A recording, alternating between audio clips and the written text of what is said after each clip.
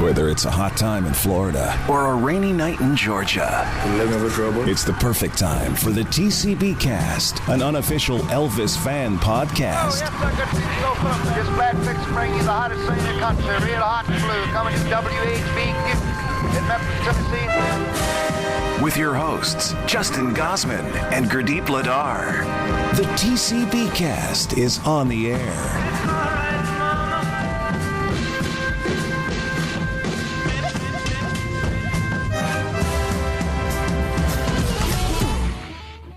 Welcome to TCBcast, an unofficial Elvis Presley fan podcast. I'm Justin Gosman. I'm Gurdip Ladar. Gurdip, welcome back. How's it going this week? It's going well. I just came back from a trip to Idaho, which was fine. I just realized I don't like driving long distances. That's pretty much the only thing I realized on that trip. But otherwise, it was fine. I got to listen to music, so that was nice. Nice. Is it a situation where the driver gets to control the radio in your car? Exactly. I was like, go. if I'm driving all the way there and all the way back, then yeah, it's gonna be my music. That's it. I love it. So lots of Elvis, lots of oldies. Doo-wop? Mixes. Just I put on one of those top 100 hits of each year. So there was like I went from like 57 to what did I get up to? 64, I think. And that's where that's pretty much it. That's how long 6 hours there and 6 hours back took me. Nice. So it was good. Very cool. Yeah, no, things have been pretty chill, aside from obviously the, more news on the front for the Elvis movie. It's still out there in theaters. It's doing well. Baz Luhrmann did go out there and say that it's not coming on streaming services this summer. It will actually be delayed a bit and coming this fall. They're not going to do the 45-day window? Apparently it's exceeding expectations, and so they're going to hold it over as sort of the movie for adult audiences that's not a big franchise film like Top Gun or Disney or something like that. So this is the big non-franchise film for the summer. Oh, interesting. I saw that it went over 100 million domestically, which is good. Yeah. So that's, it's awesome. Absolutely. And then you had a little Elvis-related movie news that you pointed out to me last night, just going, hey, we should talk about this on the show. Lilo and Stitch is being remade. I know, live action, so that's going to be interesting. And then we were discussing, are they still going to keep the Elvis music? And I think they will, because it's part of the film, actually, so why would they not, right? Yeah, I think that there's a way that they could do the movie without the Elvis-related stuff. I would be disappointed if they left it out. And it also obviously, of course, depends on, whether or not the folks responsible for Elvis's stuff gives permission, which I'm sure they would be happy to. They clearly did for all of the animated sequels. But thematically, it made sense, to have. I've pointed out before on my Blue Suede review and on various things of Blue Hawaii that there's some underlying thematic connections between the fact that like Elvis's like Hawaii music, like Blue Hawaii, is only used at like the stupid tacky luau, but like the actual genuine Elvis hits are the ones that Lilo loves and listens to, and so there's a contrast there with authentic Hawaiian music and authentic Elvis music contrasted with the fakey luau type stuff. So and of course like there's the big montage. There's two big montages with Stitch. I don't know though. I'm just some of these Disney live action remakes have just. Some of them have been, shot for shot, line for line, almost remakes, and other ones have been more transformative. And I'll be curious to see which way they lean on this. Yeah, but for the music, they pretty much keep the music from the cartoons, though, don't they? Has there been a case where they haven't? Mulan. They didn't really keep the music from that at all.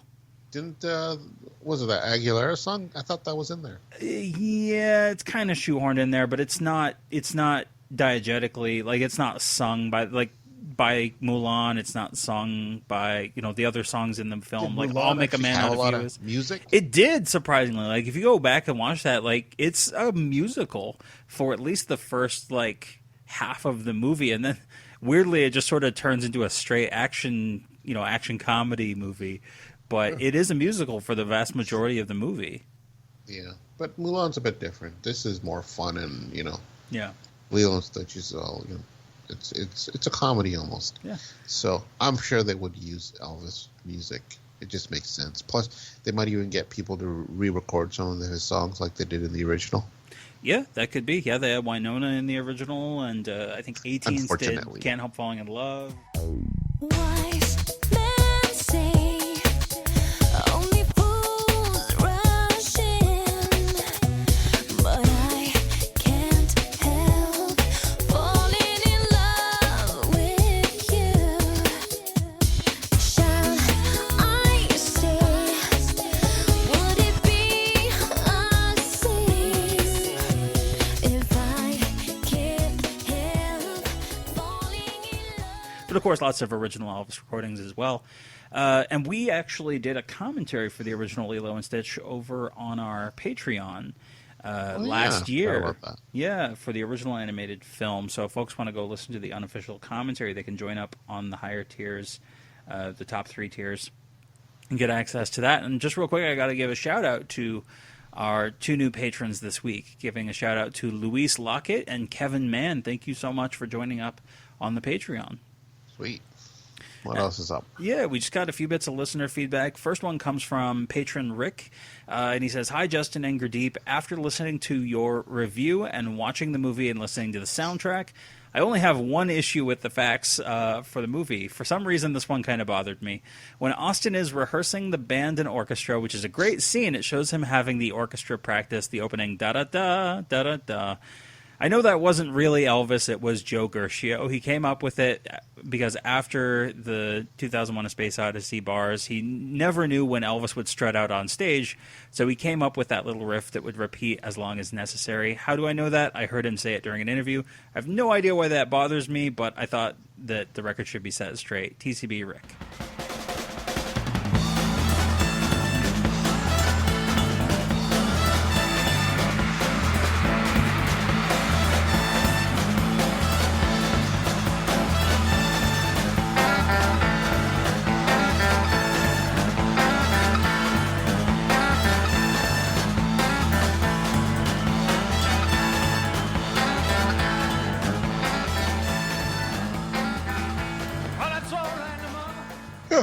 Yeah, I mean, that's fine. Yeah. I mean, it didn't bother me too much, but I guess the Joe Garcia fans were like, wait a second. Yeah. No, I mean, again, like, even the band that performs in 69 wasn't the same band that went out in the real 1969, Yeah. Like Glenn Hardin wasn't the pianist, Ronnie wasn't the drummer. So, there's lots of stuff changed around, but it goes back to kind of what I said on that review of the movie. I think that part is intended to show that Elvis actually did enjoy the horn parts of his music. Because I think, as I said there, I think there's a tendency towards, at least there has been in the past, a tendency to think of the 70s music as overblown and bombastic and therefore inherently not good or not what Elvis should have been doing. And this was an easy way, sort of shorthand, to tighten that up to say, he did actually like that type of music. So Of course he did. Why would you walk out to it if he didn't, though? Yeah, but appreciate that, Rick. And, of course, Joe Gershio. Leah writes in, another patron, "Hi, guys. I don't know to what extent the new movie is sparking or renewing interest in Elvis. The cynic in me thinks that it's probably not anything too dramatic. But that being said, today a car drove past my house blasting Marie's the Name His Latest Flame. And I swear that until now, I'd never heard anyone driving down the street blasting music by Elvis. I think this is the first time I've ever experienced this. And I know this isn't really a big deal. You're probably wondering why I'm even bothering to write you about it, but I wanted to ask, since the movie has come out, have you noticed any incidences in real life of people listening to or talking about Elvis more frequently than in the past? Keep up the good work, Leah." He talked and talked, and I heard him say that she had the longest, blackest hair, the prettiest green eyes anywhere, and Marie's the name of his latest flame. Though I smiled, the tears inside were burning. I wished him luck, and then he said goodbye. Funny you should say this, Leah. I was actually driving by your house and blasting his latest volume. So, you know, that's an instance that I had. I'm surprised you were there. No, that's. Have I heard any Elvis? Not really. Nothing unusual. More people have been talking to me about Elvis. Probably that's the only thing I've noticed. Yeah, it's definitely prompted more conversations. People who know that I'm an Elvis fan. I do know, like, internet is a whole different thing, but I do know I have access to analytics traffics for the Elvis subreddit on Reddit. Traffic has been substantially more over there, and I know that our listens, you know, and our listener base has, you know, had a substantial increase as well over the last few weeks since the movie came out. So I can tell you that at least for our dinky little show and for the Elvis subreddit, those two places are seeing an uptick in traffic. For sure. I'm sure a lot of whatever Elvis content generators have had an uptick. Yeah, and I saw an article that also apparently indicated that Elvis streaming within the last month has been up by 90%. Oh, for his yeah, music. like on whatever, Google Music or Spotify or whatever. Yeah, I think it was a representative from Authentic Brands talking to some industry publication. But yeah, they confirmed that. Next email comes from Jennifer. Hey guys, just finished listening to the first episode of your podcast. I think it started in 2018. Having seen the new Elvis movie twice, I've been on a quest of everything Elvis. Watched some documentaries and a couple Elvis movies in the past weeks that has brought back a slew of memories and nostalgia. I was almost 16 when Elvis passed, and I was sitting on the back porch with my dad and brothers, and their baseball coach stopped by and told us of his passing. I ran into the house and turned on the radio. What a shock. My mom had several of his albums as I was growing up in the 60s, and I saw some of his movies at the drive-in theater. I sure do miss those days. We used to reenact scenes from his movies on the playground. I thought I would grow up and marry Elvis, and I remember being mad when I heard he had married Priscilla. My grandmother had an original 45 of Love Me Tender that she was going to give me, but it got lost somehow, or someone else took it. When he did his Aloha concert and it was on TV, I sat right in front of it with my little tape recorder to tape it. I also watched his 68 comeback special when it was on TV. Then as I got older, I kind of put Elvis on the back burner. During the 80s, I had a cassette of his gospel music and listened to it a lot.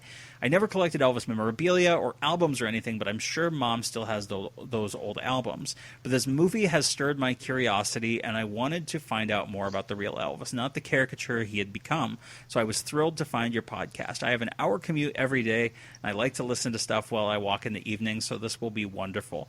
I can't wait to see what all you get into and discuss. It looks like I have a lot of listening to do to catch up. Thanks for taking the time to put this out. I'm sure thousands of people out in the world just like me who are curious, and I hope you do some on his spirituality. I've always taken comfort in the fact that I believe Elvis was a Christian, and in heaven I may get to see him again one day. Take care, Jennifer. Oh, what a nice email by Jennifer. Thank you, Jennifer. Fortunately, she has the best now for the next few weeks, and hopefully she doesn't get tired of this voice. Although I don't see how, because it's so silky smooth. But yeah, in terms of his spirituality and things like that, absolutely we're going to be covering more of his gospel music. Didn't we do an Easter special or something? Yeah, we did an Easter special. We've talked about some of our favorite gospel songs and things like that. And of course, Beck and I, when we reviewed the Back in Nashville set, we obviously talked a lot about the He Touched Me album from it was recorded in 71, released in 72. So we talked a lot about that, and yeah, we're absolutely going to touch more on his gospel music, which, you know, connects directly to his spirituality. So cool. All right. Well, speaking of album reviews, we decided to do an album review this week. What did we decide to do, Gurdip? Something for everybody, which you said you're very familiar with, no? Yeah, this was among probably the first, I don't know, half dozen or so LPs of Elvis's that I had. Where'd you acquire this? I think an antique store, secondhand store. In fact, I still have it, and it has the lady who originally owned it had written her name on the back. I actually went back and re-listened to that album, you know, obviously for this, and pulled it out and was looking at all the art and just, you know, basking in the nostalgia for this album. So I don't think I'm going to be particularly unbiased on this episode. Was this like a reissue, or was this the original? No, this was from the 60s? original 1961 release. Yeah, because I didn't get this till later. My copy it's very well loved. I'll say that. Like it's okay. the edges of the cover are like frayed and taped together, and it's definitely got a lot of crackles and things like that. It's a very well loved copy of Something for Everybody. Nice. Now, before we start, we always review this album art. What do you think of this one?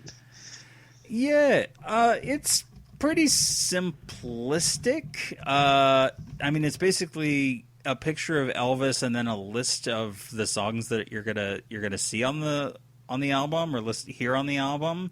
Yeah. It's not the worst. I'll say that. For Typical. for the early '60s, I do like how the list is kind of askew a bit. Like it just gives it a little bit of a different feel. They have a weird like cursive font for Elvis's name, and I don't think that's his autograph. Just the I think word. it's trying to be like a stylized version, maybe, of his autograph. Yeah. What's Something for Everybody so plain? Like, was that Times New Roman or something? Yeah, something like that. Arial. Yeah. Very basic font. And then it obviously also features the a little indicator spotlighting I Slipped, I Stumbled, I Fell, which is the last track on the album, because it's from the forthcoming movie Wild in the Country. Right. And then, so the back, now I think I've seen two different covers for the back. Which is the one that you have? Because I think I saw the UK one as well. The version that I have actually is primarily more promoting Wild in the Country. Like, it's got the picture of Elvis as Glenn Tyler in the garage that he's in, sort of in the latter third of that movie. Yeah. But then it also promotes the Flaming Star on Wild in the Country, the Flaming EPs Star and EP, and the R45. Wild in the Country single. Yeah. The actual UK one is a bit different. It actually has a little blurb, and reading some of that little blurb is funny because it says young people like Elvis because he's young. parents like Elvis because he's without scandal. It is the funniest little thing. Oh no, that's amazing. That's what I got a kick out of, because they talk about why because this is called Something for Everybody. It's like why different types of people like Elvis. Okay, yeah. So they're really trying to drive home, like, oh yeah, this will have something for the young and the old, and the moviegoers love Elvis because he's a great actor in films. And, I will say, they're not if they were gonna promote a movie for Elvis's acting, Wild in the Country isn't a bad place to start. Yeah, but I just the funniest is young people like Elvis because he's young. Yeah, that's all it takes. That sounds like that was someone phoning in what their copy was. They're like, what am I supposed to write here? Not some actual descriptive text like, oh, he's exciting, invigorating, just he's young. Yeah, that's it. But that goes to the sort of rebranding that they were doing in the early '60s of trying to make him seem more family friendly. Yep, all-around entertainer for something that everyone can sit down. You can be a child or you could be old, and everybody will enjoy Elvis. That's not what it was in the 50s. No, there was, obviously all the controversy and everything, but Something for Everybody came at a really weird turning point in Elvis's career because he was having huge financial success with the film soundtrack for GI Blues, but the Blue Hawaii soundtrack was not out yet, but that would basically blow the door down, and basically, this album would essentially be forgotten about. This is the 1961 album that no one remembers. No. So, although they should, because it has good songs on it. It does. It has wonderful songs. I would say, musically, in terms of production, I think this is very much up there with Elvis's back. This is essentially... It was recorded, obviously, at a very different time, much later, but this is... the whole album is sort of a B-side to Elvis's back. Really, kind of, yeah. Except Elvis his back lean more toward the R&B side, I think. And there's some of that on here. Some of it, to an extent. And they tried to. unconvincingly, the concept for this was that they would have the album split between what they call the ballad side and the rhythm side. And there's still some that are like, I don't know if this counts. But they definitely tried to, to have a concept for this album. Which was interesting because Elvis didn't really do concept albums, aside from Elvis Country, and the vast majority of this was all recorded at one night, one single session, March 12th, overnight session, 1961, RCA Studio B in Nashville. The only song that was recorded at that session that's not on this album is the single "I Feel So Bad," and the one song on the album that wasn't recorded on that date is obviously "I Slipped, I Stumbled, I Fell" from Wild in the Country. Which was in Hollywood. When did you first come across this album, Gurdip?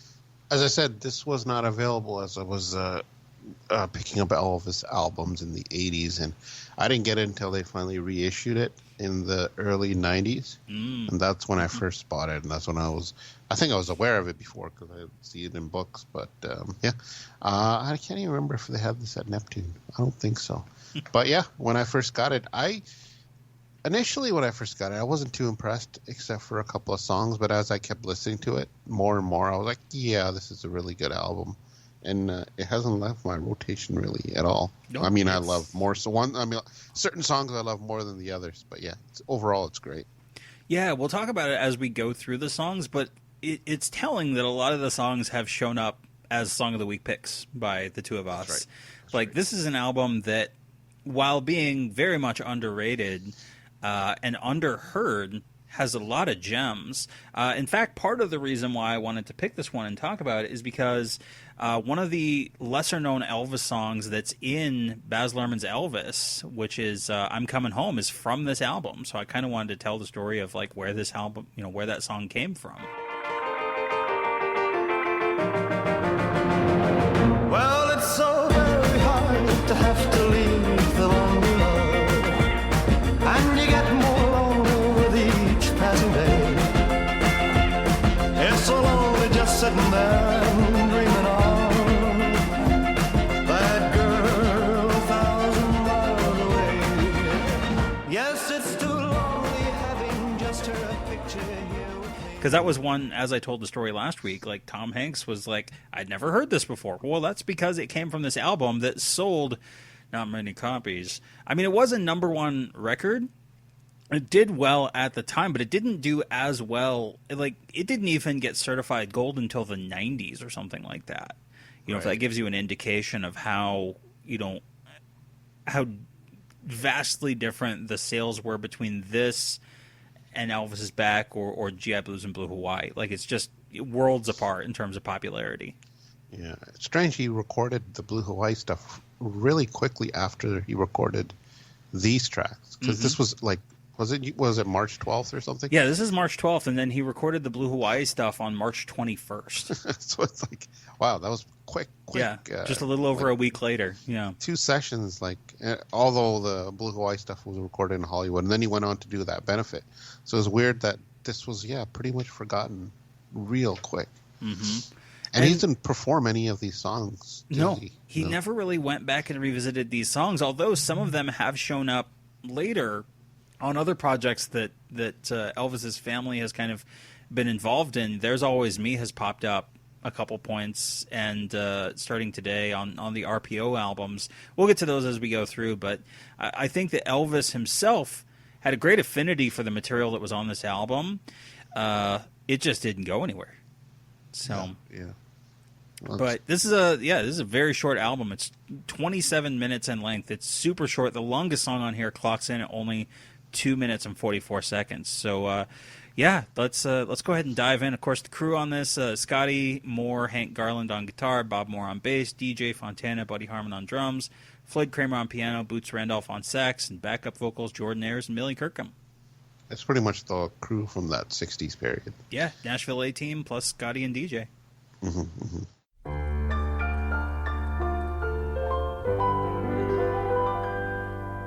When the evening shadows fall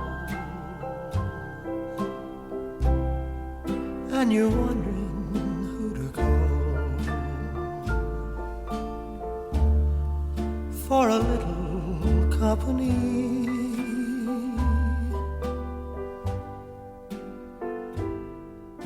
there's always me. All right, well, let's get with the first track. There's Always Me, Don Robertson. What do you think of this? Would you say this is basically just foreshadowing all of 70s Elvis? Pretty much. I mean, this is very Don Robertson-ish. Oh, yeah. That's all I got to say. That piano ballad, I don't know. Doesn't his stuff always have the same quality? It does. Kind of the yeah. same quality. Yeah, and Elvis really had a phase in the early 60s where he had really appreciated Don's work, so much so that when Don and Elvis finally met, he actually played Don this version of the song, and he was reading the quote that he took that songwriter Don Robertson told Peter Guralnick, quote, he was very proud of it, and he talked with me about the lyrics. He was very interested in the lyrics. It was almost like he wanted me to know that he understood everything that was going on, everything that was intended in the lyrics. And Elvis was apparently very proud of the sort of semi-operatic ending, very similar to, It's Now or Never or Surrender, things like that he managed to work himself up to at the end of this song. Look around and you'll see there's always me.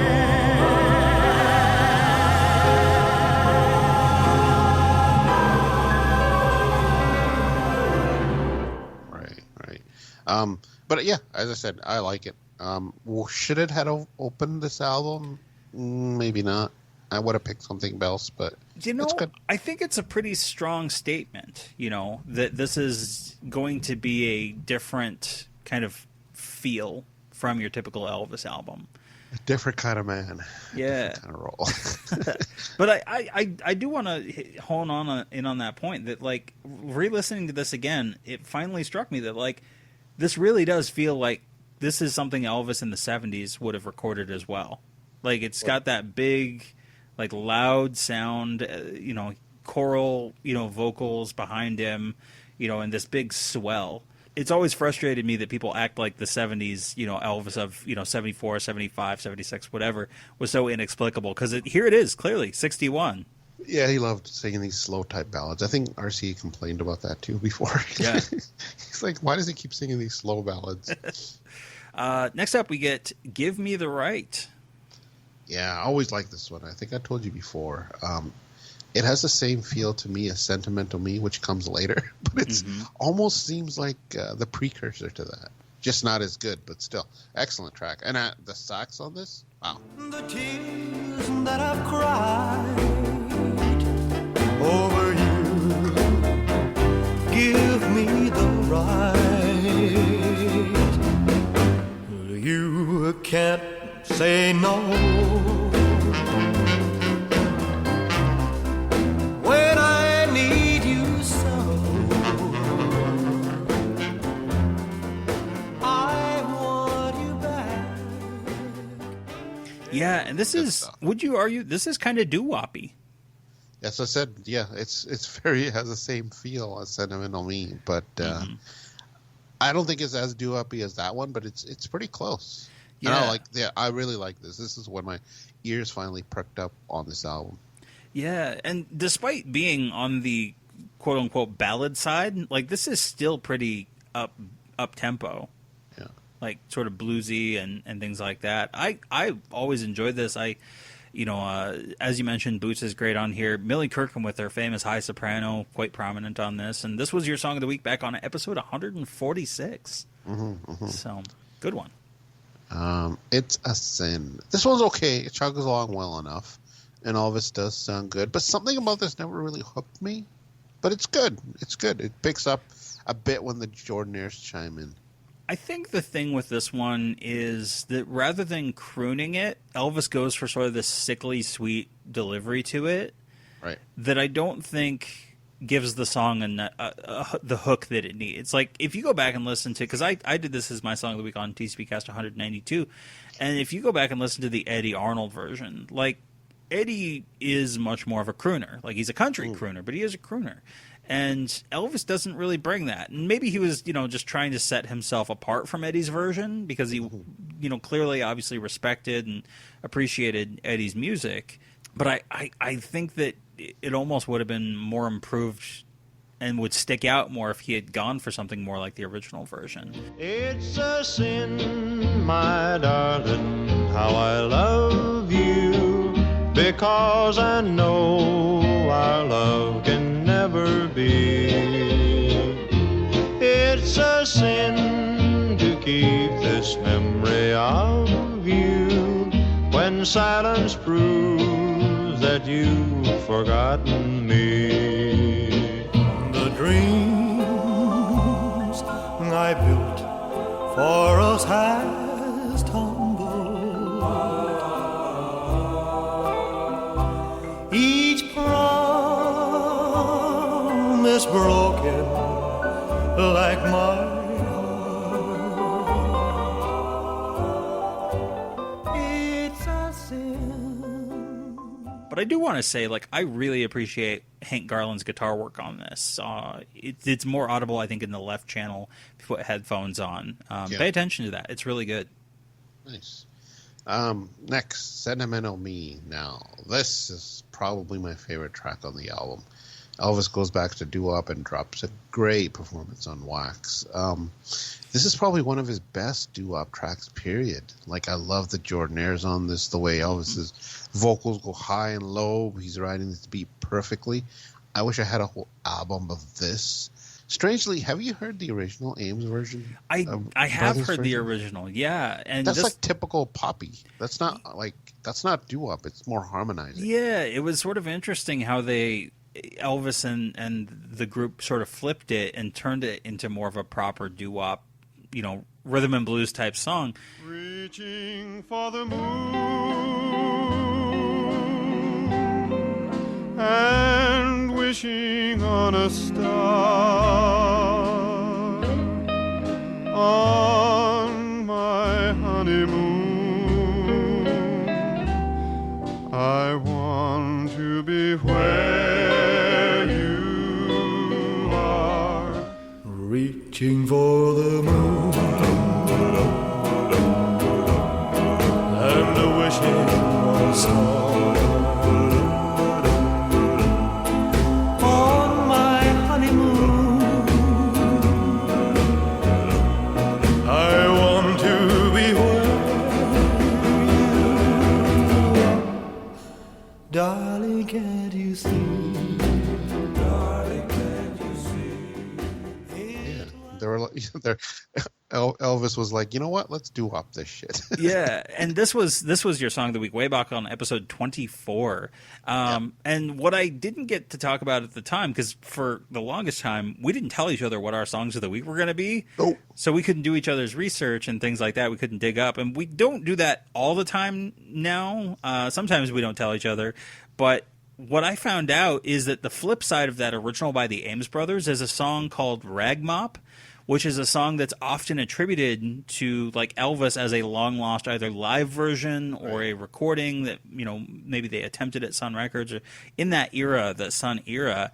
And when you go back and listen to Rag Mop, it's very easy to hear how Elvis could have been drawn to that. And it wouldn't surprise me. Like, clearly he knows this song, Sentimental Me, and it wouldn't surprise me if he also knew Rag Mop had that single in his collection from the Ames Brothers, because their version of Rag Mop is almost sort of diagonal to like rockabilly music.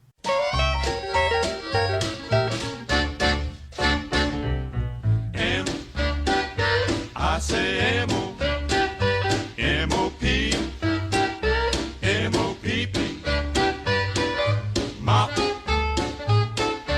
M-O-P-P, mop, mop, mop, mop, R. I say R-A, R-A-G, R-A-G-G. But yeah, I like the fact that he did flip this, because this is a great song. yeah, this One is that not a lot of people know about. No, very deep cut. So, next one, another Don Robertson song, Starting Today. Yes, the Robertson special. Doesn't it sound like an extension of There's Always Me? Kinda, There's yeah. Always Me Part 2. Yeah. It's fine. That was what I thought was kind of funny when the second volume of the Royal Philharmonic Orchestra came out, because you had If I Can Dream first, which had There's Always Me, and then The Wonder of You came out, and it had Starting Today on it. And I was like, they're doing the thing with the Don Robertson songs. Yeah. No more will I dream of your sweet loving ways. Gonna learn to forget you starting today. And when memories hold. But I love how chill this is. Like, this whole album across the board, like even the up-tempo stuff is sort of like this very laid-back lounge vibe, you know. And this was my song of the week back on episode 147. Yeah, I just a wonderful vocal by Elvis, and another. Got to shout out Floyd Kramer on piano here with his trademark sort of slip note That's style. top-notch. Yeah, he's just doing great across this entire session. Again, got to remark that like they knocked this entire album out in one night, so they're coming up with these arrangements and knocking them out flat. It's great. Yeah. Next is Gently. Another standout for me. I love that strong Latin flavor. Really pushes it above the typical ballads like Starting Today.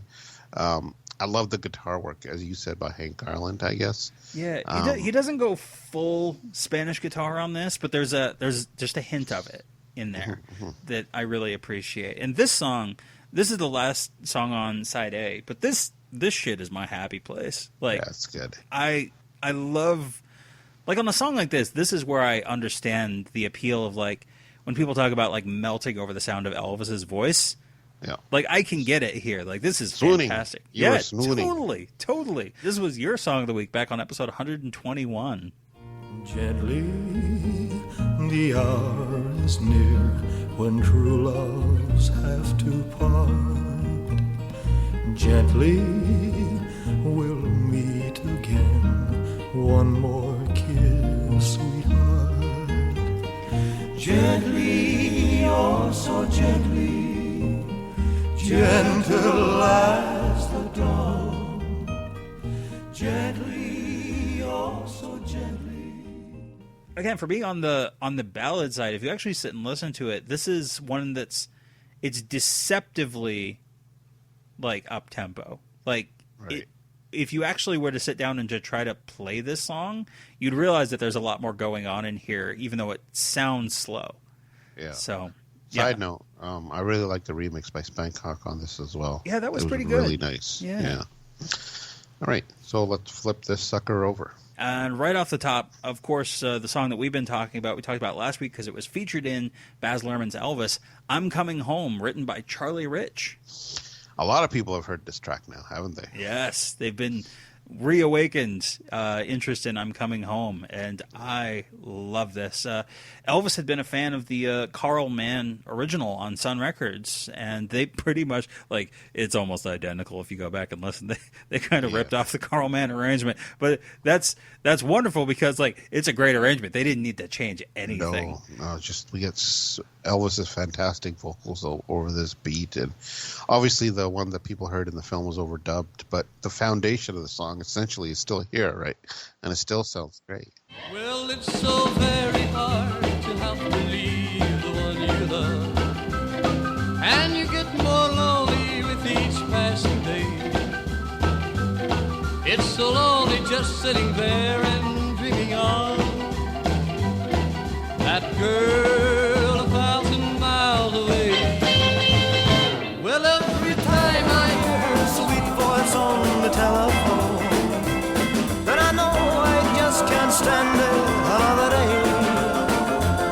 I'm gonna call right back and tell her that I'm coming home. Call her back and say I'm coming home to stay. They left in all of the other instrumentation. You know, you get Hank Garland's guitar work, you get Floyd Kramer on piano. But I got to say, the thing that actually carries this along is Bob Moore on bass. Like, this is a song that like him just kicking in, and it just carries the whole thing. And this is one that has constantly been a favorite of mine from this album. And I honestly think I've given the backside of this album more spins than the front side. Oh, really? Yeah. So has this been picked? I can't remember. Yeah, for Song this was of the my Week. song of the week, episode 160. Ah, nice. Too bad you can't go back and add the film version. I know. Oh, well. Also written by Charlie Rich. Yeah. Was it Mr. Mohair Sam himself? Indeed. And The Most Beautiful Girl. Great stuff. Next, In Your Arms. Another great bouncy song that Elvis riding that beat like a pro. This has always been on my rotation. I really like it. So I got to ask, because this is from Aaron Schroeder and Wally Gold, and Aaron Schroeder was one of the co-writers on Stuck on You. This feels like Aaron Schroeder just trying to do Stuck on You all over again. Yeah, maybe. Like, the arrangement that the band pulls together is almost identical in terms of the aesthetics. And even like... But is that a bad thing? No, because Stuck on You was good, and this is good. It definitely helps that it's not like played back to back with that, because then it would be a little more obvious. But even like the stop, that they do before, like a kitten with a ball of twine, like that is very Stuck on You-esque. Well, it don't take much to keep me satisfied. Just a little bit of love, and that's a bonafide. And your arms keep me tangled up all the time like a kitten with a ball of twine. Yeah, baby, that's where I want to stay for the rest of my natural days. In your arms. In your arms. In your arms. In your arms. And it makes me wonder if, Aaron Schroeder and Wally Gold were writing this in hopes that maybe it would become a single. And I think it was maybe a little too close to ever be that. Right. So, but still enjoyable. Like, I think as filler on this album, I think it's fantastic. For sure. Put the Blame on Me. We've talked about this song before because it was dusted off and put in Tickle Me, right? That's right. Yeah. So, great song. I love it. I'm curious why they picked this out of this album to throw on that in that film. Yeah, obviously they were also working around, trying to find narrative hooks. Like, where can we squeeze in pre-existing songs into the narrative? Yeah. And this one is weird because this is the one song that shows up during the fantasy sequence when they're like sort of imagining themselves in the Old West. Yeah. I thought it was really, fun when it was used in that movie. I think it was always enjoyable. In fact, it was forever before I saw Tickle Me, and I was, excited to see that was included in that film because I had always liked it here on this album. You heard this album before you saw the film, you said, right? Many years before I saw the film, yeah. Oh, okay. What I feel is deep inside. This is real and I won't hide. Go ahead and use my name. I'll be proud to take the blame. You just did what I made you do. You love me and I love you too. So if the way they talk can bother you, put the blame away. Next up, we've got Judy. Now, this was originally done by Teddy Riddell, who is also the songwriter. And have you heard? This has not been picked as Song of the Week. Have you heard Teddy Riddell's original version? I don't think I have. Is it any different? It's got more of a boogie woogie feel. Like it's like a half step behind what Jerry Lee Lewis would have made out of it. Let's put it that way. Okay. It's not quite that far, but it's got a little bit of that influence in it. You say you found somebody new whose love will always be true. I don't know what it is to be alone. That's why I dread to know you're gone. Oh, Judy, don't let our sweet love wither and die like flowers in the fall. Oh, Judy, don't you know it's you I love most of all? Elvis and the band, here don't really go that route. Like, this is much more of a sort of rollicking pop, pop tune. Did you like this song when you first heard it? This is one that it kind of sneaks past you initially, but if you sit down and listen to it, you really kind of get like, oh yeah, this is actually a good song. Like, it's not a bad song, but it's not like a standout either. Like, you're not like going, oh my god, it's the greatest performance ever. It's just like, this is just a good Elvis song. I never agreed with this track. Maybe it's the lyrics. Or that chorus isn't very catchy, like that. Oh, Judy, it's like, please end this song. It's all right. It's just not one that I like stood out for me. Yeah, I mean, it is sort of oddly wordy. Like, oh, Judy, don't let our sweet love wither and die like flowers in the fall. So maybe it's a little overwritten lyrically, and that might be the thing that, like, if it had a different, I don't know. Yeah, it's not bad though. Yeah. I wonder how many Judys out there thought he was singing it for them. Maybe a few. Mm-hmm. Yeah. Next, I Want You With Me. This one's great. It has that bluesy type feel. Yeah. Not as hard hitting as something like A Mess of Blues, but it plays in that same field, and which in my book, that's great. Always like this one.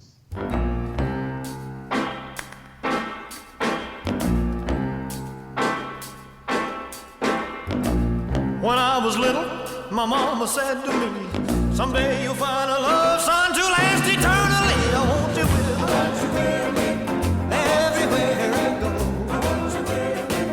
Oh, please don't leave me, baby, I love you so. And so this one was originally recorded by Bobby Darin, which is where Elvis first heard it. And weirdly, Elvis's version doesn't have the full lyrics, which makes me wonder if for some of these songs that we know Elvis was already familiar with, like Sentimental Me, It's a Sin, I'm Coming Home, like ones that we know that were probably in his periphery or that he had been a fan of, I'm almost wondering if some of the songs that they came up with for this session, they didn't have sheet music and they're just pulling from memory. Yeah, from Elvis's memory back like they did in the 50s. Yeah, exactly. And so, yeah, I'm kind of wondering if that's what happened here on this. But it's still pretty good. Like, in terms of the vibe to it, it's not far off of what Bobby Darin's is, aside from just missing some of the lyrics. There is no mountain that I can't climb. Find me the mountain child, I find the time. I want you with me every day of my life. Ooh, you know you can make me happy. Baby, won't you be my wife?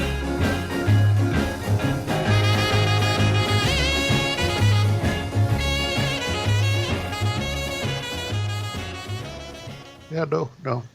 This is always one of those standouts for me. The last, as you said, a lot of the tracks on the B side are really good, exceptional. Mm-hmm. One thing I wanted to point out here, talking about Bobby Darin, is that like we got to remember that by 1961, the music industry, what was popular, had substantially changed. This was not the era of Chuck Berry and Little Richard. Like this was the Bobby Darin era, and pop music had come back into form, and there was more of a rock edge to pop, now. But what Elvis was doing here was not out of place for his time and era.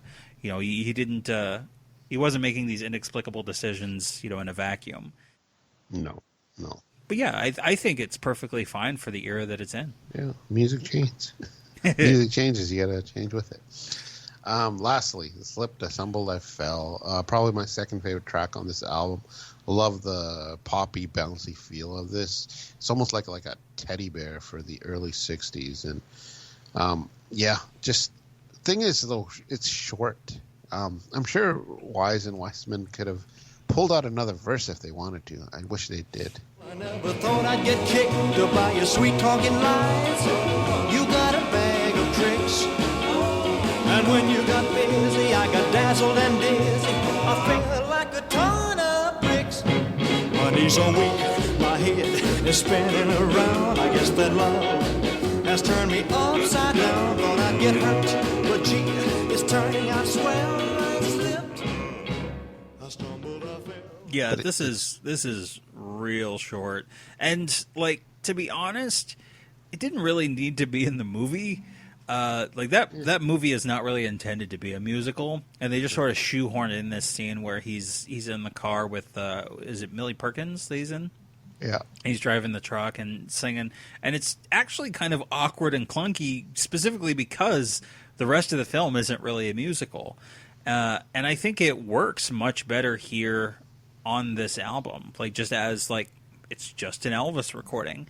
But as you said, like, it's like a minute 30. Like, it gets in, it gets out. It left me wanting more. I was like, I've rewound and put it back on the CD multiple times because it entices you with how short it is to, like, flip the record back over and give it another listen, like the whole thing, not just the single song. Yeah, so I mean, I wanted more. Although also got to point out again, the great Spankock remix on this as well. Mm-hmm. And this was your song of the week on episode 76, TCB. Of course it was, yeah. Yeah, it's a good one. So, nice. And this was, as you talked about when that was your song of the week, they had two different versions of the two alternate master, or they had a master and alternate master. One was in a higher key, which is this one, and they had a lower key version that they tried out as well. But they ended up going with this one. So, yeah, I think it works. Yep, for sure. And that's the album. Yeah, it is. What do you think, revisiting it?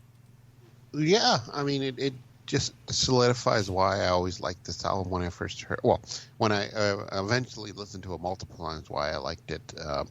Some of the slower stuff I can live with; they're not too bad. The Don Robertson stuff, you got to be in. For me, I got to be in a certain mood to listen to those. But otherwise, this is a thumbs up. I think it was a great album that did get overlooked. This is the type of album that you would want to put on, late at night. If you're, the kind of person, grab a bottle of wine or something like that and just vibe. Like, it's not like we're going to have a party. This isn't a party album. It's not like we're going to rock and roll all night or anything like that. It's just like, we're just going to chill. Like, it's a very chill album. This is like I said, like, this is kind of a happy place album for me because I've known it so long as this just sort of very nice, easy listening album. Back in the day, which track was your track that was like, oh, I love this song? Oh, man. Probably a coin flip between Gently and I'm Coming Home. Ah, nice. Yeah. Nice.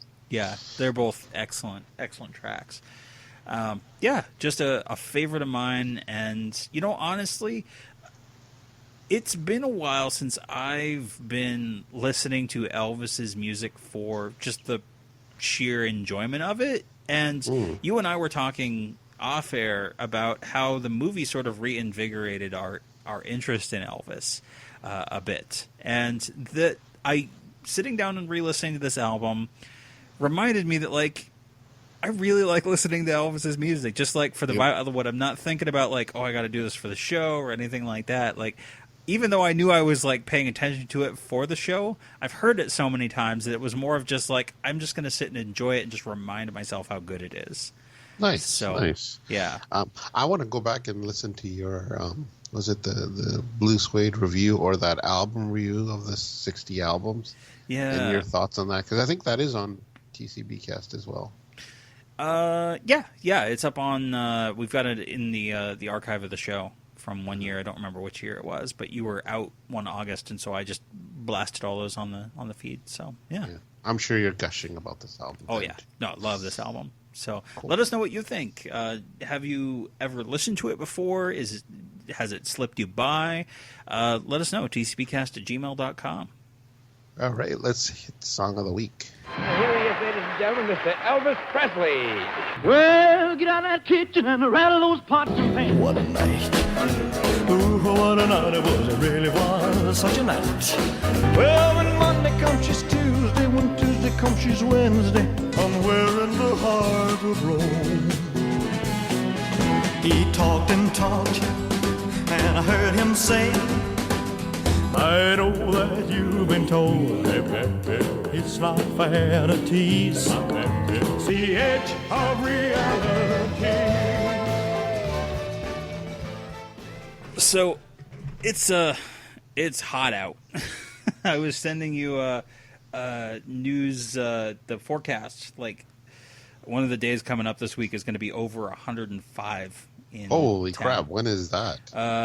That'll by the time this podcast will have outed have already happened, but Monday, yeah, it's supposed to be like 105. And of course, like, the UK is having a heat wave, and like, it's summertime, like in the northern hemisphere. So weird, because here it's been kind of cool. Well, but you live on the coast. It's like 68ish to 70. That's pretty much. You live on the coast. It's a whole thing for you. But it's in the middle of the country where there's nothing out here. No, just searing heat. It was. That's how Idaho was. And so naturally, bearing the lead here, naturally, Winter Wonderland.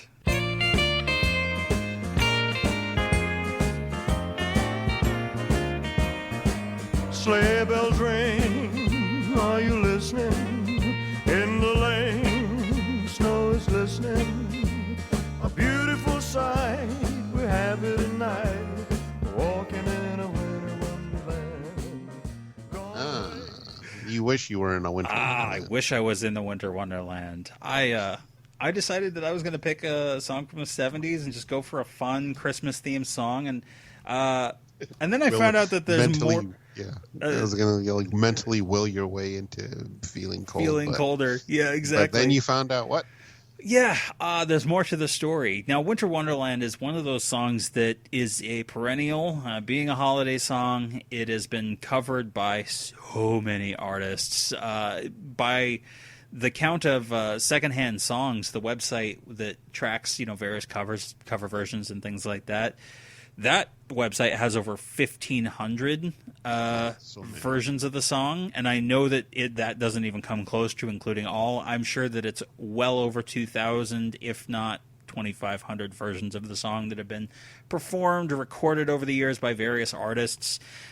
Basically, like, if a artist has been recording anytime between 1935 and present day, there's a good chance they probably did a version of Winter Wonderland. Like, it's that prominent of a song. But weirdly, this is often thought of as a Christmas song, but it's actually doesn't make any reference to Christmas or any specific holiday. It's just about winter, and that's partly... That's enough. Yeah. One of the songwriters is a guy by the name of Felix Bernard. He was the musical composer. He was born in 1897 in New York to a German father and Russian mother, and he was a musician from a young age. His father was a violinist. He was a pianist as a child, basically coached by his father to become a musician, get a musical education. But he was actually Jewish. And so, like, this song that we think of as a Christmas song is set to music by a Jewish composer.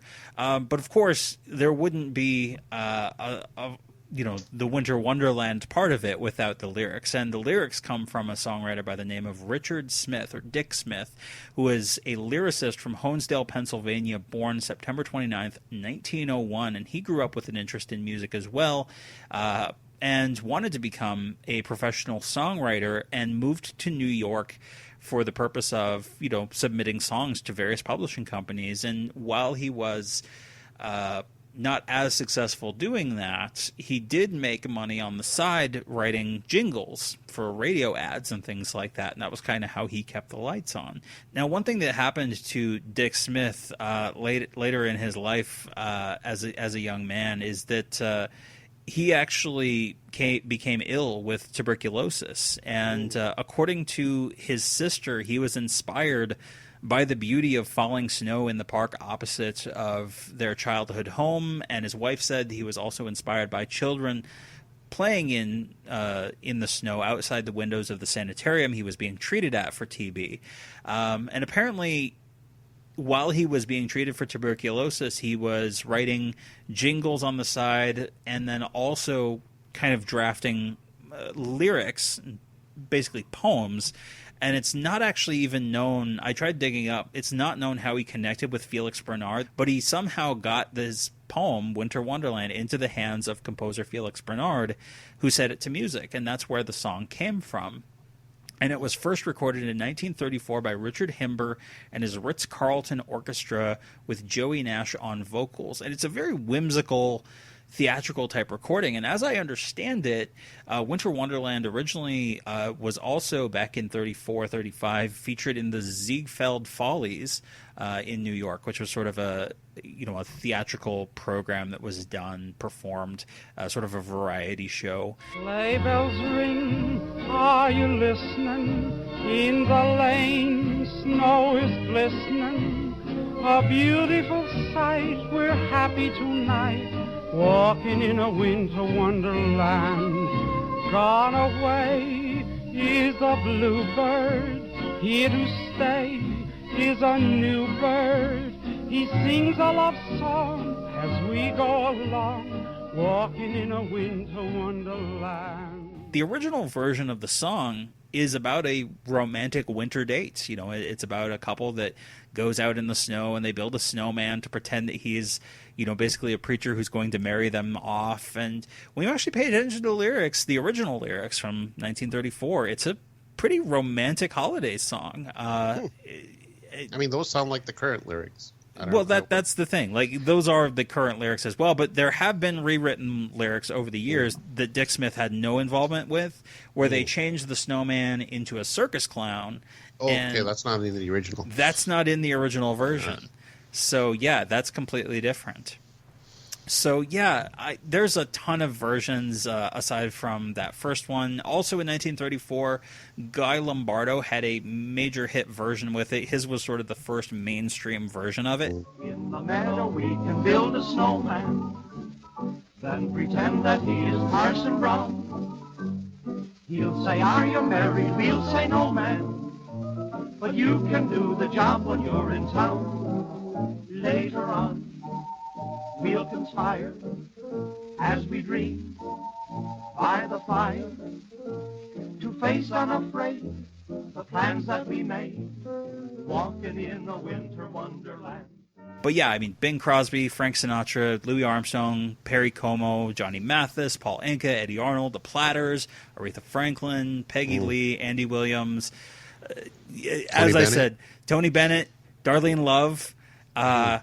Like I said, if they recorded any time between 1935 and today, they probably did a version of it. Those are some of the ones that recorded it before Elvis Presley. Right. After Elvis Presley, there's just as many famous, and a lot of country music artists, a lot of pop artists.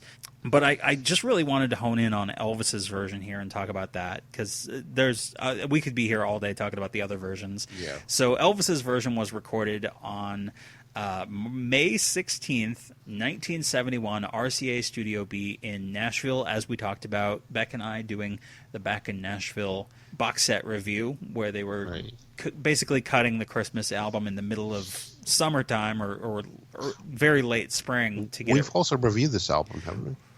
I think we did. Yeah, we reviewed this album as well. Mm-hmm. But yeah, there's not actually a lot of alternate takes available. There's basically just take 7, and a take 8 rehearsal, which isn't even like a real take, and then there's the take 10 master. But take 7, there's just some session chatter. Elvis gets tongue tied on the marriage line, and he actually says, "I'm getting tired of this damn song, tired of it," and he's laughing about it. I think that he was just like, "This is an obligation. I have to do a Christmas record." He wasn't particularly excited about cutting this Christmas record like he was in the 50s. No. But he did there turn up. There was no Lieber installer in the studio with him. Exactly. In the meadow we can build a snowman and pretend that he is Parson Brown. Later on we're fucking...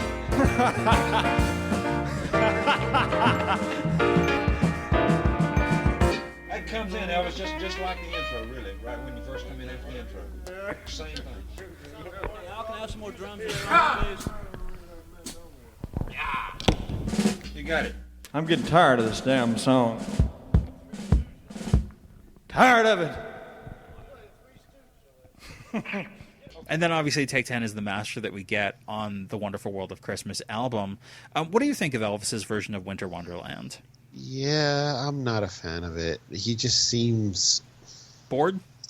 Bored. He's not putting his all into it. It's not as upbeat as some of the other versions of the song that I do like Darlene Love or Sinatra or Martin or even Tony Bennett. So I wished, I was hoping for one of my favorite singers to be, do a bang up job on the song, and he really didn't. So his version isn't the one I usually play unless I'm listening to that album. Yeah. And also he repeats the middle line in the meadow we'll build a snowman and pretend he's Parson Brown. He repeats that twice. He doesn't do that and pretend he's a circus clown and we'll have lots of fun. He does the original lyrics essentially. Yeah. He doesn't. I want the two different ones because I like those both. Right. Yeah. My favorite line in that is he'll say, "Are you married?" I'll say, "No, man." That's my favorite line in the whole song. That's my favorite. I love that. It's just there's something about that's a little like informal. Like it's just no, man. And it's like kind of using slang. Like yeah, I don't know if that was used a lot. Like no, man. But I guess it was. Who knows? Yeah, no, definitely. And that goes back to the original 1935 lyrics. So I mean, it's been around. So who added the circus clown bit? Somebody. From what I understand, they were added in the 40s. There's variations because there was also a new introduction added later on that was introduced in the 40s. And here's the thing. That's right. I think Doris Day her version has that little intro. There's a version by the Andrew Sisters that has the intro part of it from, I think it's like 46. It has the intro, what would become the intro, but it's like in the middle of the song. It's a whole weird thing. Face unafraid, the plans that we made, walking in a winter wonderland. Over the ground lies a mantle of white, a heaven of diamonds in the lovely night.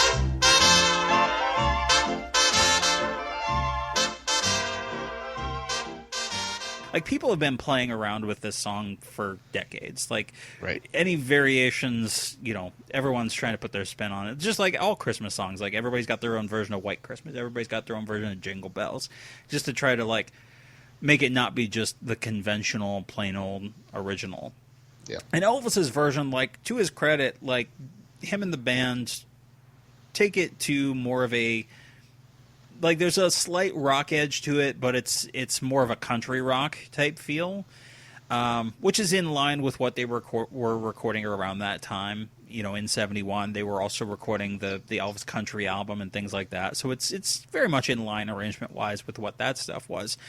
In 2008, though, on the Christmas Duets album, they actually added a new backing track, which stays pretty much in the spirit of the original, but it's just ever so slightly more... I'm trying to think. It's fuller. It's a little brighter. It just feels less like they're phoning it in, And it's not a bad version. I don't know if you've heard that Christmas Duets version in a while. Yeah, I have. I just can't remember it right now. Later on, we'll conspire as we dream by the fire to face unafraid the plans that we made, walking in a winter wonderland.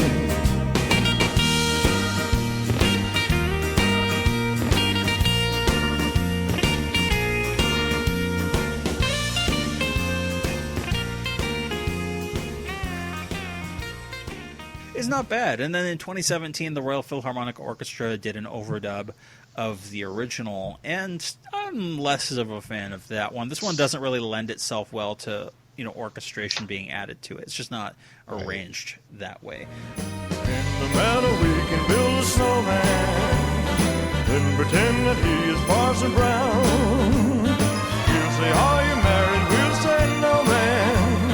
You can do the job when you're in town."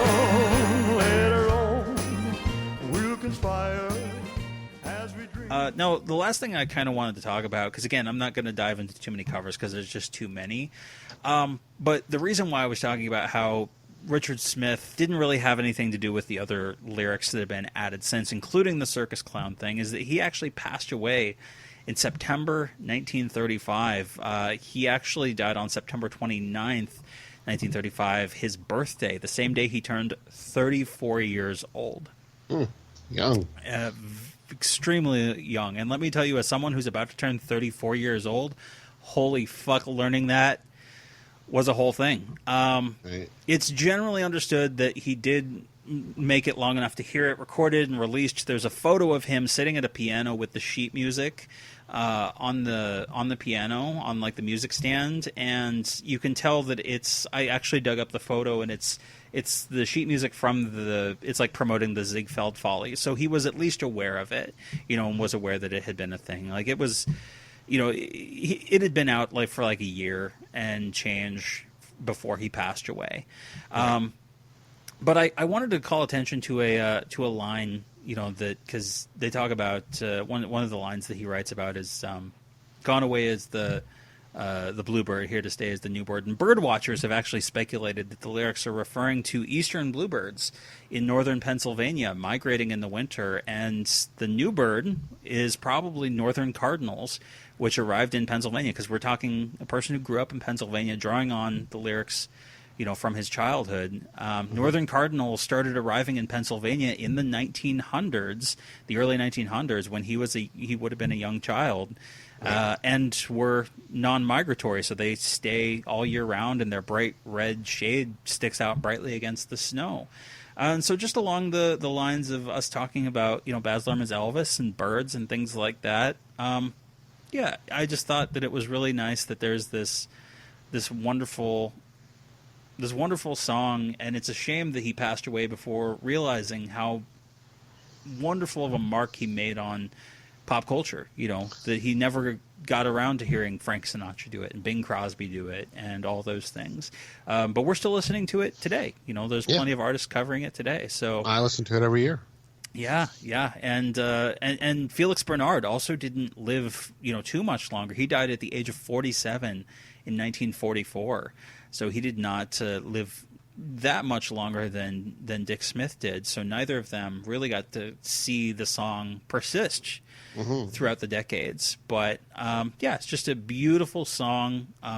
If you haven't gone back and paid attention to Winter Wonderland, just go revisit your favorite version, whether that's Bing Crosby, Darlene Love, whoever is your favorite. Go back and listen to it. Just think of Dick Smith.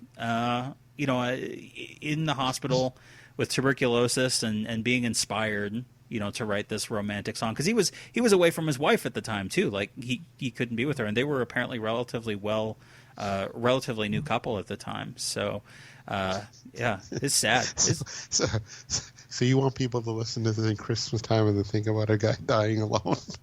Well, he didn't die alone, but he was being treated, and he was. I think that people want to think about happy things. Although, keep him in mind. But... No. But that's what I mean. Is that like he was writing a song about happy things at a difficult point in his life. Sad story, but it's a sad story. But it was an escape for him, and that's a wonderful thing, And it's a celebration of winter and all the great things about winter, and I have a much greater appreciation of the song now that I've done this for Song of the Week. And I don't mind Elvis's version when I'm listening to that album. So that's my Song of the Week.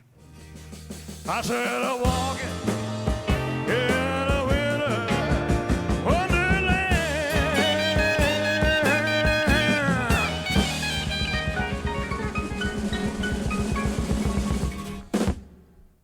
Cool. Awesome. Good pick. Good one. I picked also a 70s song. I'll Never Fall in Love Again. I've been in love so many times, I thought I knew the score. Now you treated me so wrong, I can't take anymore. And it looks like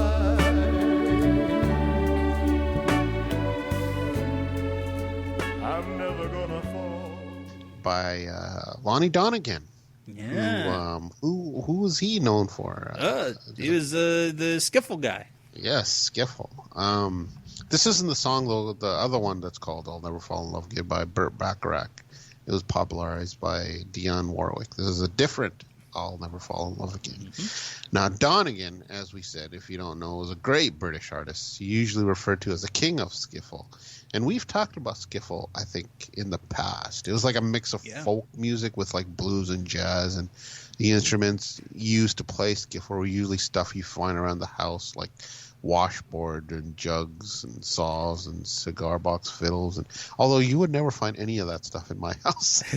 Yeah, no, Tony Blues and I also talked about this when he came on to talk about Elvis in the UK, and I had sort of a reawakening to what skiffle music was, because I had never really quite understood it until I had it contextualized as it was literally just country music being re-imported into the UK. Like, that's all it was. And it strangely had a revival in the UK in the 50s, mostly led by Donegan. The dude was prolific as well. He had like 30-plus songs on the UK top 10 and wrote a few as well. The main reason I picked this song is totally different because on my road trip, as I said, I was listening to a playlist of top 100 songs from the various eras, and one by Donegan came up called Does Your Chewing Gum Lose Its Flavor? Yeah. Which is from 61.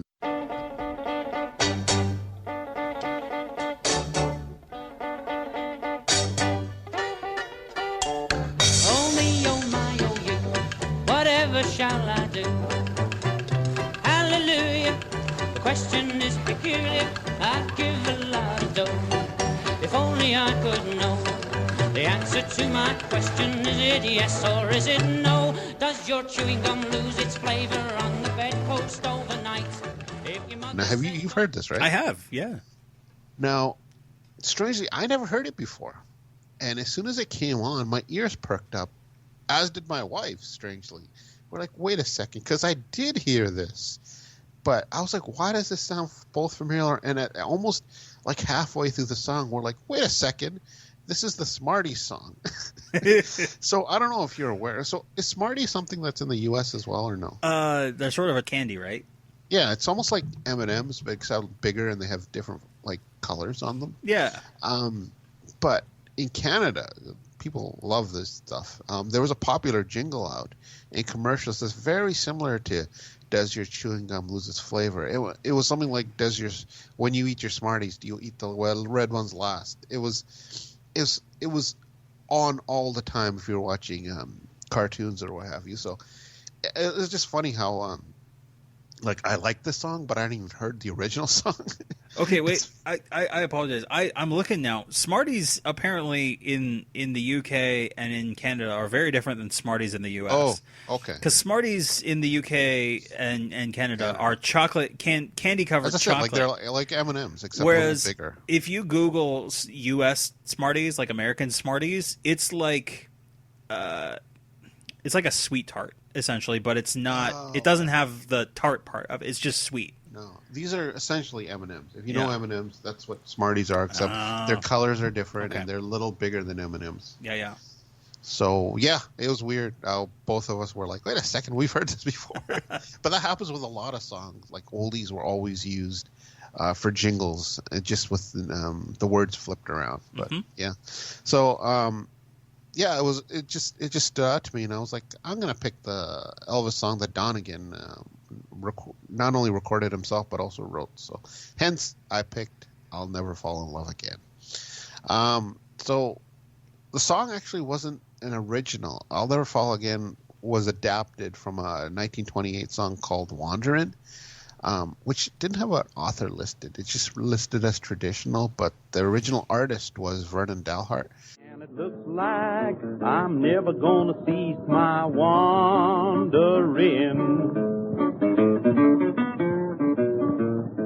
I've been wandering early and late from New York City to the Golden Gate, and it looks like I'm never gonna cease my wandering.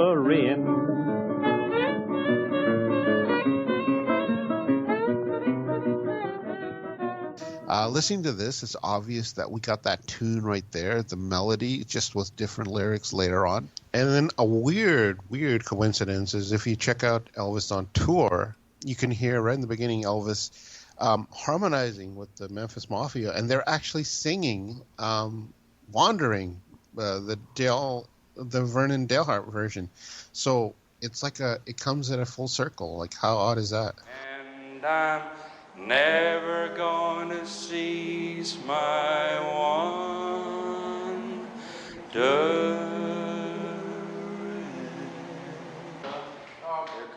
Oh, that's awesome. Yeah, I had never identified that. That's cool. That's a cool connection. Because I heard that before in the beginning of Elvis on tour, and I didn't know what song that was. Didn't connect the melody with the "I'll Never Fall in Love Again." That's cool.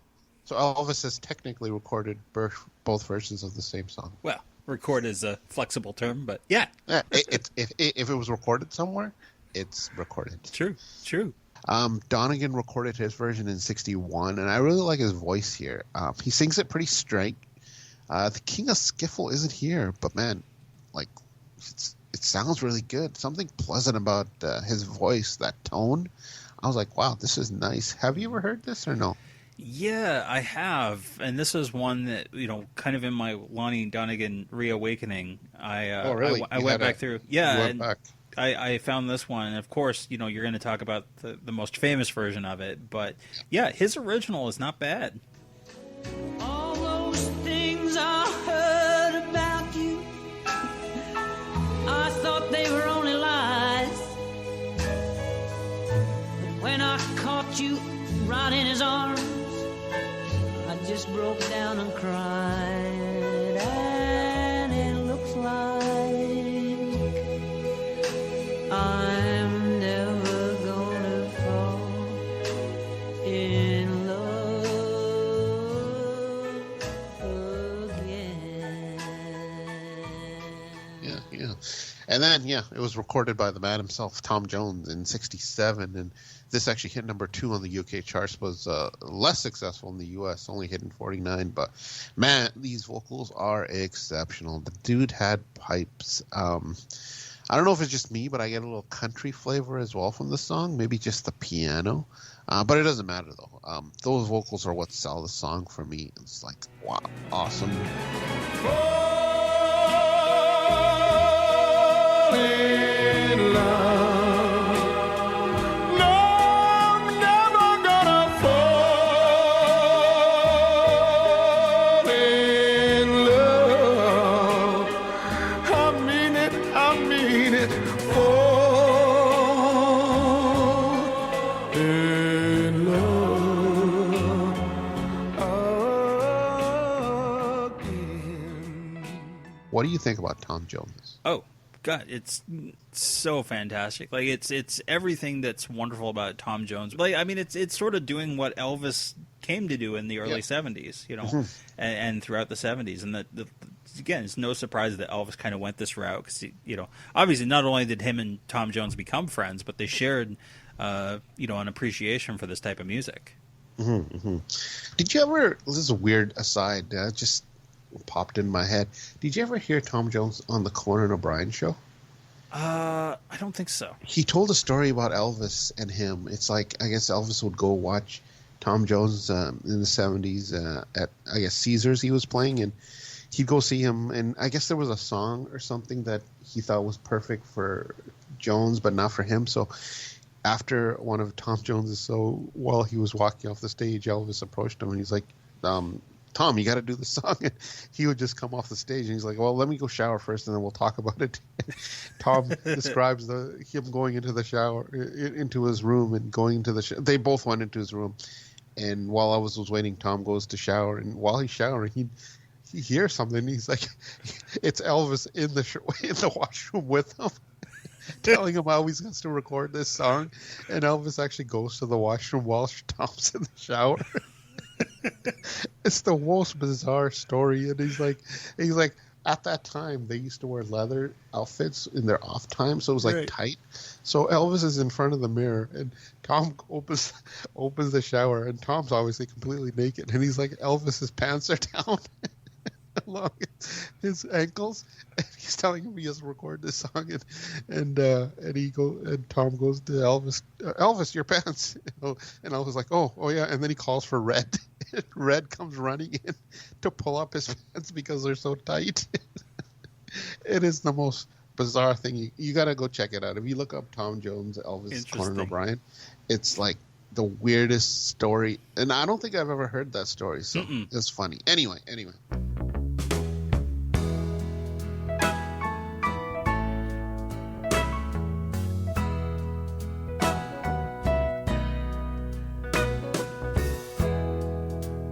I've been in love so many times, thought I knew the score.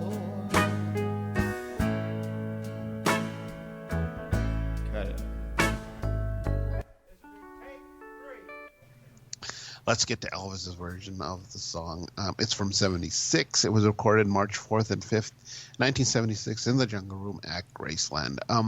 I love the music in this. As you said, this is like bombastic to me, which is what Elvis excelled at in the 70s with songs like The Wonder of You. Vocally, Elvis sounds good, much better than he normally would during these years. Obviously, he's not touching Tom Jones. No.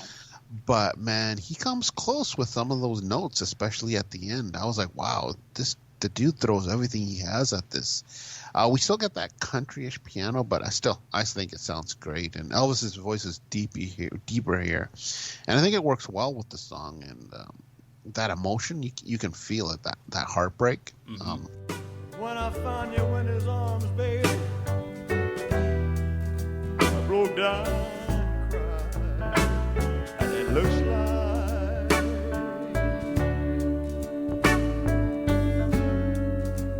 I'm never gonna fall in love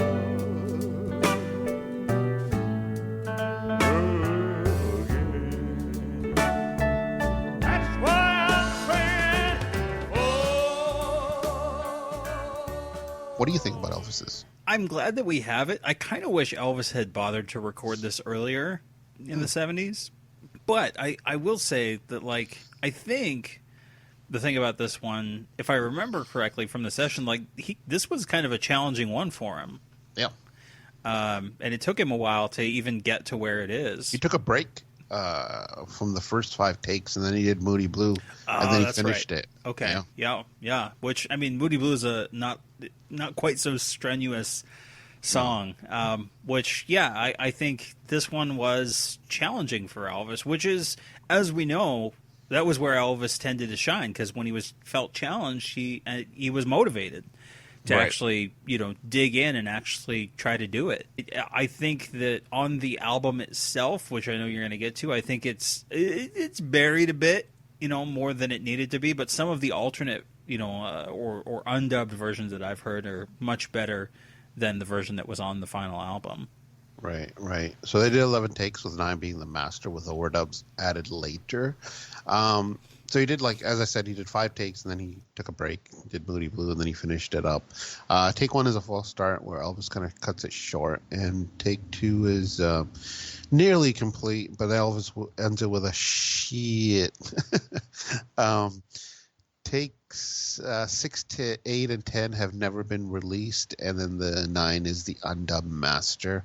On March 24th at the Youngin Sound Studios in Nashville, they did the overdubs with brass and strings, and the song came out on from Elvis Presley Boulevard, Memphis, Tennessee album in May of 1976.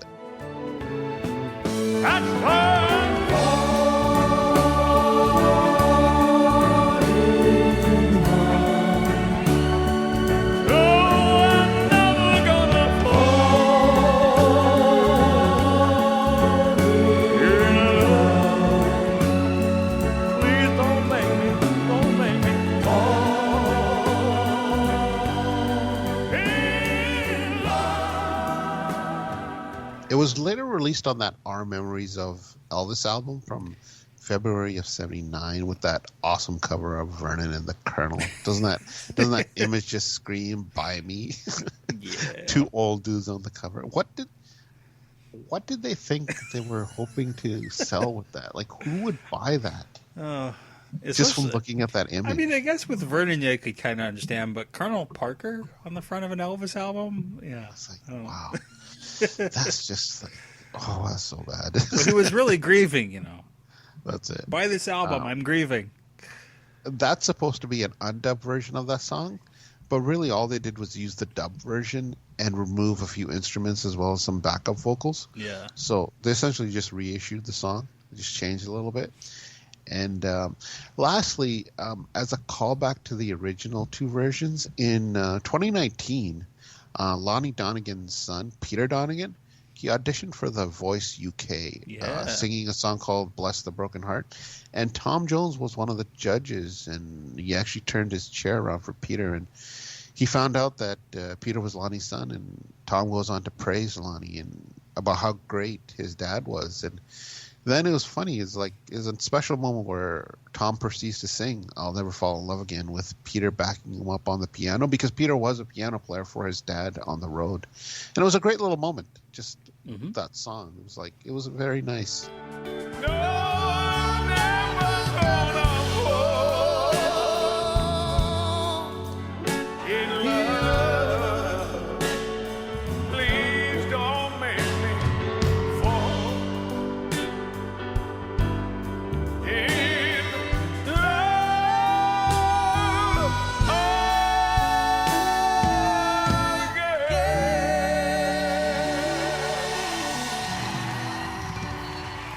You saw that? You said before? I have seen that. Yeah, it's you know, the thing about those TV shows is that the editing takes away all of the genuine sentimentality that's in there, because it's, you know, pushing the you know, overhyped TV, like frenetic, like, you know, look at this moment, we're going to tell you how to feel about this, but like it is, when you actually sit and think about it, like the fact that he's singing with the son of the person who sang basically or who wrote basically a signature song, you know, that is special.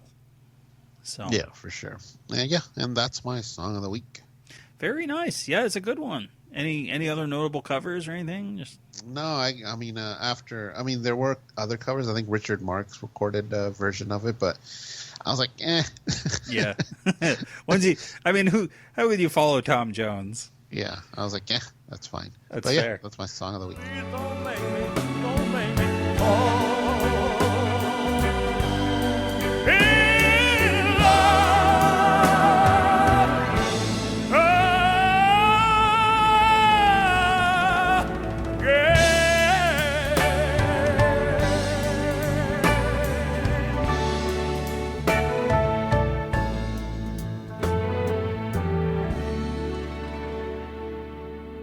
All right, well, that's our song of the week for this week, and also our main topic. Let us know what you guys thought of our songs and their main topic. How can they do that, Justin? Yeah, shoot us an email, tcbcast@gmail.com. Of course, we're on Facebook, Twitter, and Instagram.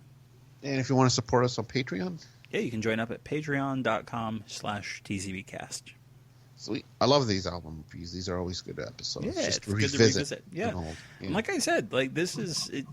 I'm going to be sitting down with some of Elvis's albums, I think, again in the near future, and just going through and just enjoying it. You know, it's good stuff. Right, well, you can enjoy this as well. It's a hot time in Florida. And a rainy night in Georgia.